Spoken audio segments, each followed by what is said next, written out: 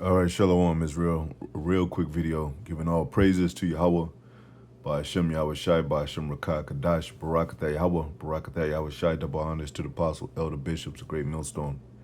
Most salutation to the brothers teaching word for the hopeful elect, soon to be elect, most high will, to the hopeful extended elect, Shalom blessings. I asked Google a question. Yes, I asked, is the Hebrew language important for Bible interpretation? Or you could say biblical interpretation. Yes, it says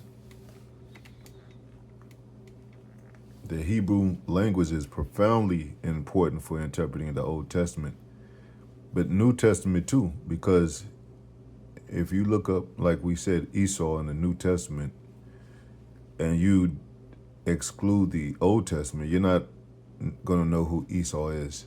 And you're not going to know his background. You're not going to know when he was born, who he was when he was born, what he, that he pursued Jacob, his brother, that he came out red, that he sold his, well, it does say in the New Testament, he sold his birthright for a morsel of meat, but you wouldn't know the core story. That's like listening, and that's what America is really based on.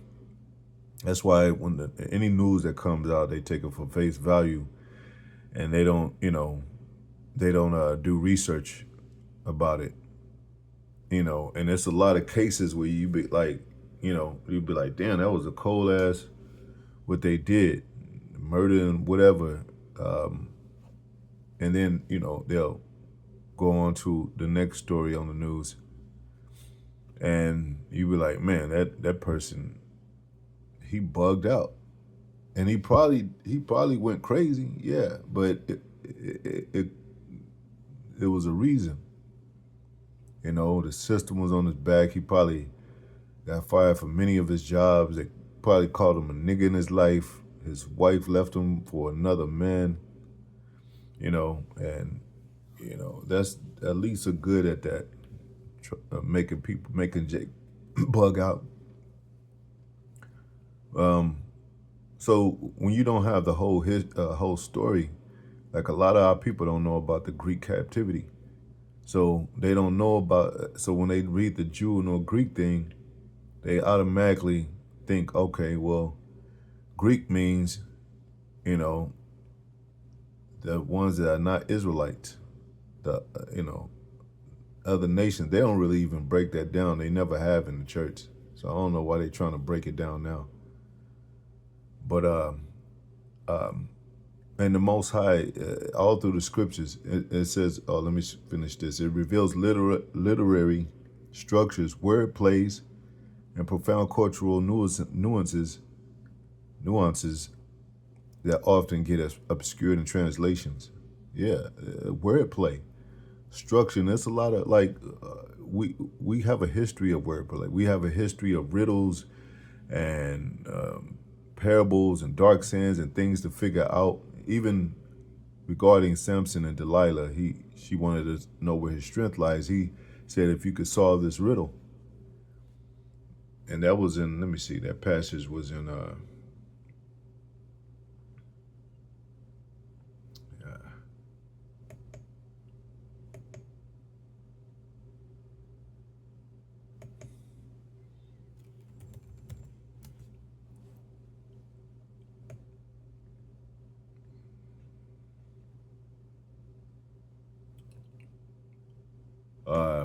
'Judges 14:12, and Samson said unto them, I will now put forth a riddle unto you. No, this is concerning something else. No, yeah. Well, this is going into it, yeah. It says,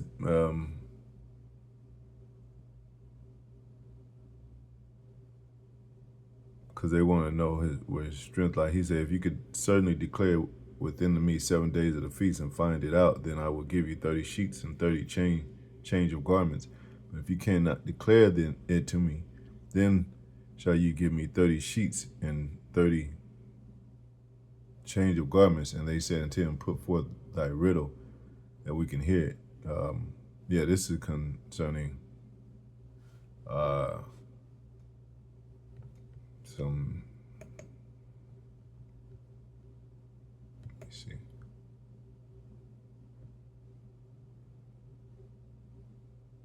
Yeah, and Samson went down to Timnath, and saw a woman in Timnath of the daughters of the Philistines, and he came up and told his father, his mother, and said, I have seen a woman in Timnath of the daughters of the Philistines. Now therefore get her for me to wife. Then his father and mother said unto him, it was never a woman among the daughters of thy brethren. Is there never a woman among the daughters of thy brethren, or among all my people?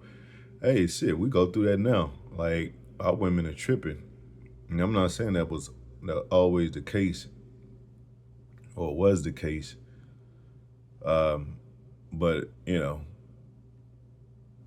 lot of these heathens, when they'll do stuff that our women won't do, you know, and they're more driven to get us because we're even special to them.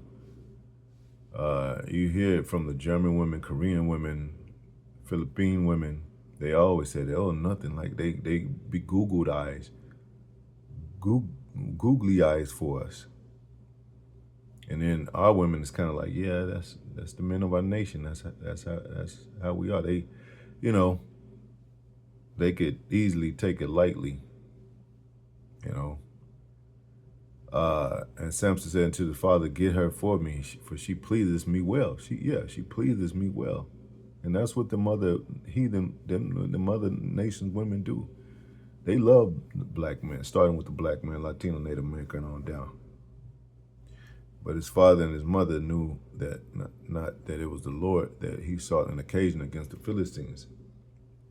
So in this true perspective, true saying too, but that is a fact that they love us, man. These heathen women. But that time the Philistines had, because look, Solomon had 300 concubines, man. Jacob had children with the women of other nations. It says the Philistines had dominion over Israel. So yeah, then he went into requesting that they answer him the riddle. So what did it say about let me see. It says Ezekiel 17:1, and the word of the Lord came into me, saying, Son of man, put forth a riddle and then speak a parable unto the house of Israel. So you go into that word riddle, it basically means the same thing. Dark saying, parable, a difficult question, So also things we could even, but in the case too, because Yahweh disciples, they said, tell us plainly. John 16:29, his disciples said unto him, Lo, now speakest thou plainly, and speakest no proverb. So a lot of times with our people, you could tell them plainly, and they'll still won't even believe you, because they want to hear it how they want to hear it. Like, we often say, when sometimes when it's brought out, we say, they our people want to hear America in the Bible. They want to see the word America in the Bible. That's not going to happen. America wasn't even known. This America is a guy by the name of Amerigo Vespucci. It happened during time of the, shortly after the into the Renaissance, and the Christopher Columbus thing and all that. So it's definitely not going to be in the Bible. The people that live today that are named certain names, such as, because we tell you the spirit of prophets is subject to the prophets. So we're not going to have prophetic names. When we, go into and getting our Hebrew name, that's more, that's more in that realm of, coming back to the truth, coming back to the Most High, Yahweh Shai. But, you can't say, well, yeah, you don't have a prophet name, you don't look like a prophet, because we're in different times. The language is weakened. The is new speak. People have changed the words, but you could still through uh, through research and through diligent search, and the Holy Spirit could reveal things. It'll reveal things to you in the scriptures, to where you could put together the pieces of the puzzle of the difficult sayings, the difficult words, and especially when you're dealing with the Hebrew, Greek, and Latin. Like I googled it, and they say, yeah, it's very important for the Old Testament and also the New. That's what I'm saying, because like Esau, you look him up and you see in Romans it said God hated Esau, and you be like, who is this guy Esau? And then you look him up. They might give a vain. They'll say that he sold his birthright for a morsel of meat. He was a twin brother of Jacob. But you dig more into it, you'll find out that his spirit is the scriptures are talking about his spirit, like Obadiah, the prophet Obadiah. It talks about Esau, Edom. It talks about the rich man, which we know as Esau. It doesn't have to say the rich man Esau, because we already know his spirit and character, and it tells you, and his mannerisms. So a lot of things are going to be, if you're not in the Holy Spirit, it's going to be difficult for you to understand that America is Babylon and spiritual Sodom and Egypt. And a lot of times when you read the scriptures, you read the wording and all that, and how it's scripted, and then you be like, well, this doesn't make sense. You put the book down. Like a lot of our people say they read the whole book, the whole Bible. That's a damn lie, because you're not going to keep reading something that you don't understand. And they definitely didn't have the mysteries given to them. So, and it just, these American Christians, they just say anything, man. Just say anything out their mouth, man. Don't even care about looking up what they're saying, what the word means, And like I've used an example of the word bitch. So a lot of these, what seem to be cuss words, are regular words on the other side of the world. Bitch means just a female dog. People say bitch all the time on the other side of the world. It doesn't offend anybody because it's a female dog. But you say it over here now. If you call a woman a female dog, she can still get offended by hearing it that way. But it's something about that it's that bitch been a byword, a high, byword that triggers women.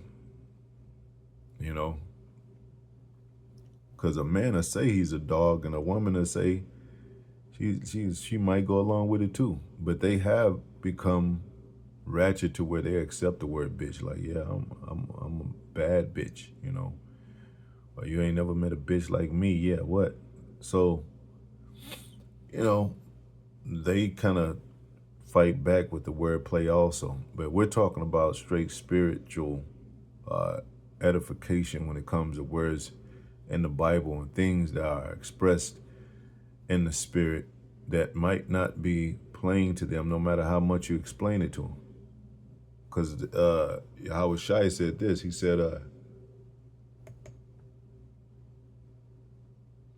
John 3:12, if I have told you earthly things and you believe not, how shall you believe if I tell you of heavenly things?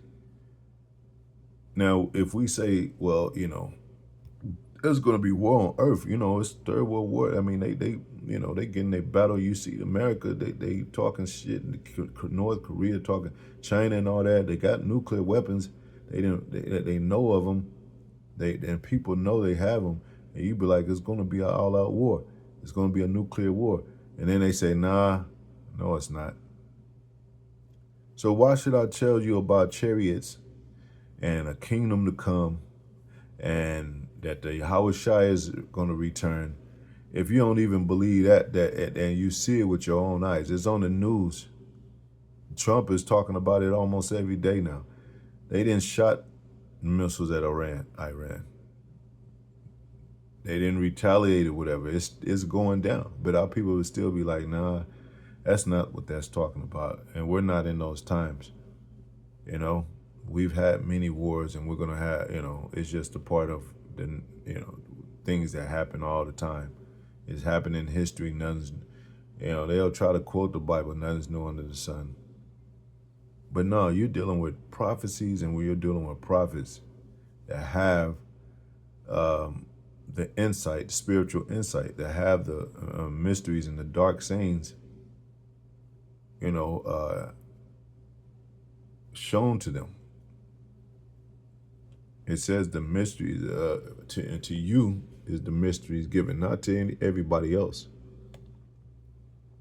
So, and these words are a code, man.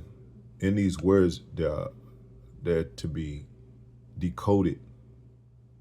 The messages have been always sent through words, different codes. Some are slang words. I mean, just for example of how Jake used. He used slang words, and the Edomites made up Ebonics to where they got to figure out what that means. Like if you say, back then, if you said, "What's up, Esau," wouldn't know what that meant. Like, what are you talking about, dude? Or that's the bomb, or, this dude said they actually really arrested him at the airport, at the terminal, whatever, for saying bomb when he's talking about, how Jake talks. But they like, oh, we heard you say bomb, sir. Like, you got a bomb in you? Nah, man, that's just an expression of words, man. That's how we talk. So definitely, if Jake understand that he got a coded system with slang, it's definitely that in the Bible too. Because we got it from the Most High. The Bible has slang in it. So why would you expect to hear something always like the way you've learned it in America? Oh, well, like America's proud ass Americans say, well, that's not the correct English. That's not the way you say that. It used to be heavy on the word ain't. Now, if you sing a song, it doesn't sound right without the word ain't. It doesn't have that feeling if you said it is not. It is not. They ain't. It said, man, that's. So these people are bugging out because they live the American way and they want to talk the American way. And for them, America is the epitome of perfection when it comes to education, science, religion, and all that. So that's why they shoot for it. That's why they believe in Caesar Borgia to this day. Anyway, I don't want to make this too long. Hopefully it's edifying. To the next video. Shalom.